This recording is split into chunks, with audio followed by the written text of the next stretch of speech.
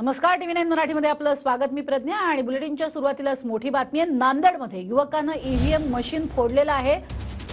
बिलोली तालुक्यामध्ये रामतीर्थ परिसरातील मतदान केंद्रावरचा हा प्रकार आहे। पोलिसांनी तरुणाला तात्काळ ताब्यात घेतलेला आहे। अधिक माहिती घेऊयात। यशपाल भोसले आपल्या सोबत जोडले गेलेले आहेत। यशपाल, काय ही या संदर्भातली माहिती, काय या तरुणानं अशा पद्धतीनं ईव्हीएम मशीनच फोडलंय? नांदेडमध्ये दुसऱ्या टप्प्यातील लोकसभा निवडणुकीची मतदान प्रक्रिया आजपासून पार पडते आहे। नांदेडच्या बिलोली तालुक्यातील रामतीर्थ येथे मतदान प्रक्रिया सुरळीत नक्कीच यशपाल यांचा आवाज जो आहे तो आपल्यापर्यंत पोहोचत नाही, मात्र आपण बघतोय की कशा पद्धतीनं एका तरुणानं इथे ईव्हीएम मशीनवरतीच अशा पद्धतीनं फोडून टाकलेला आहे। आजूबाजूची जी मशीन्स आहे ती मशिनरी सुद्धा तोडलेली त्यांनी पाहायला मिळते। अचानक नेमकं या तरुणाला काय झालं या संदर्भात अजूनही समजू शकले नाहीये।